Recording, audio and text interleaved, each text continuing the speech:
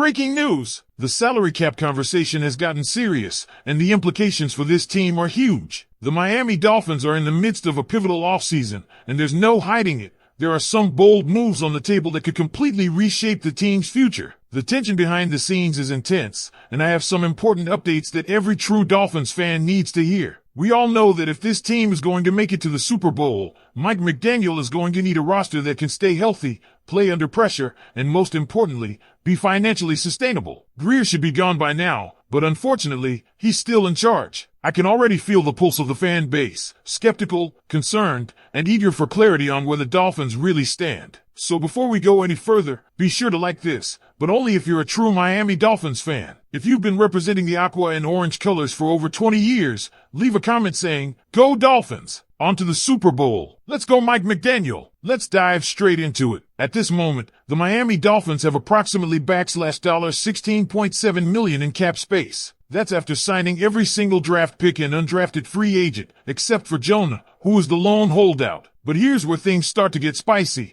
The Dolphins are planning a post-June 1st trade involving Jalen Ramsey. Once that move is executed, the team's cap space jumps to a significant $26.6 million. That's a massive leap that opens up a ton of possibilities. Now, some fans are panicking about the 2025 outlook, where the Dolphins are projected to have just $7 million in cap space. But let's hit the brakes on the panic button. Here's the thing. If the team moves off of Tyreek Hill after the 2025 season, whether by trade or outright release, the Dolphins would instantly free up $36.3 million. Combine that with the earlier Ramsey trade, and we're talking about $50 million in available cap space. Let that sink in. And this isn't a pipe dream. It's a real, actionable scenario that puts the Dolphins in a prime financial position. That's not all. If things truly go south, say, Tua suffers another injury or Mike McDaniel and Chris Greer are both shown the door, and the new regime decides to start fresh by moving off Tua, we're talking about a potential $81 million in cap space if the move is made before June 1st. If it's post-June 1st, that figure balloons to $98 million. That kind of financial flexibility can completely overhaul a franchise. Still not convinced? Let's look at the current free agency market. There are quality players available, guys like Stephon Gilmore, Rasul Douglas, and even safeties like Justin Simmons and Quandre Diggs. And guess what? With the projected $26 million in cap space following the Ramsey trade,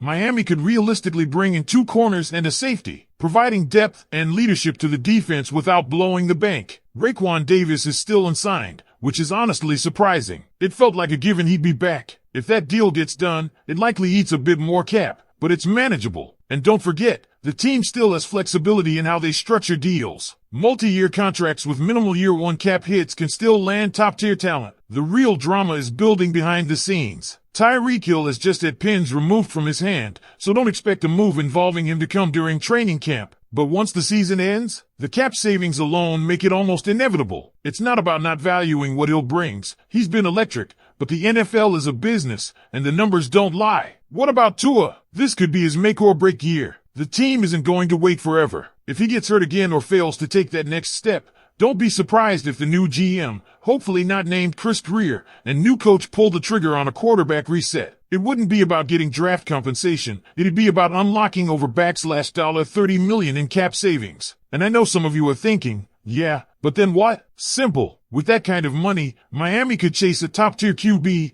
reinforce the trenches, and finally fix the secondary for good. This isn't a scenario to dread. This is an opportunity. So here's where I leave it for now. The Dolphins are positioned to make bold moves that could take them to the next level or signal the beginning of a new era. The financial numbers are clearer than ever. The strategy? That's what we're about to witness unfold. But now I turn it over to you. If the Dolphins trade Jalen Ramsey and move off Tyreek Hill, do you think it's the right path forward? Or should Miami try to make one last push with this core before blowing it up? Because here's the truth. There's no more room for half measures in Miami. The time for playing it safe is over. If this team is serious about competing with the powerhouses of the AFC, teams like the Chiefs, Ravens, Bengals, then the front office needs to show the same level of aggression and long-term vision that those teams consistently display. And right now, the numbers show that the Dolphins can absolutely make a splash in free agency, restructure for the future, and set themselves up for a dominant run starting in 2025. Let's circle back to the defensive side of the ball because this is where smart spending could make all the difference. Even with Jalen Ramsey gone,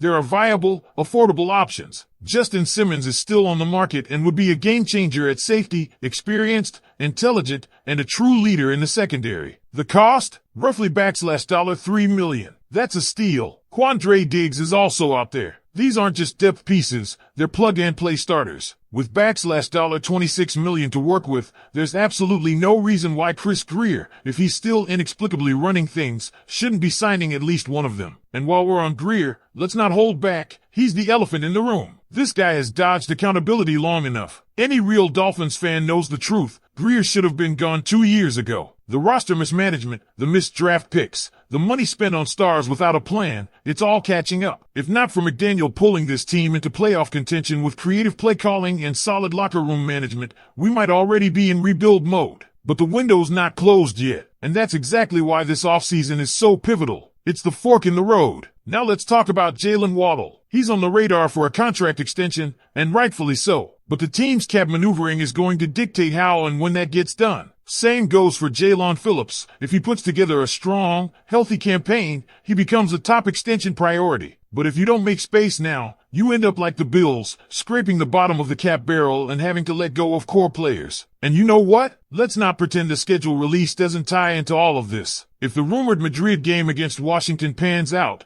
and it's on November 11th as speculated, we could see a mid-season turning point for this team. That bye week following a trip to Europe is crucial. If the Dolphins are trending up, it's a time to rest, reload, and get ready for the playoff push. If they're trending down, it could be the moment ownership decides to finally pull the plug on the Grier era. Because that week off, right in the heart of the season, gives a team time to recalibrate or to burn it down and start over. And don't sleep on what's brewing with Tua. We've seen it before. The front office says the right things publicly, but the contract hasn't come. That fifth-year option hanging in the air, it's more than a formality. It's a signal. If Tua starts strong, stays healthy, and leads the Dolphins to a strong record heading into the bye, maybe the conversation changes. But if he shows signs of regression or takes another hit that keeps him out, the decision becomes easy. Move on, save over $30 million, and hit the quarterback market hard. I can already hear fans asking, but who would you even get at quarterback if you let Tua go? That's the whole point. With $81 million or $98 million post-June, you're not boxed in. You've got the flexibility to trade up in the draft, take a swing at a vet,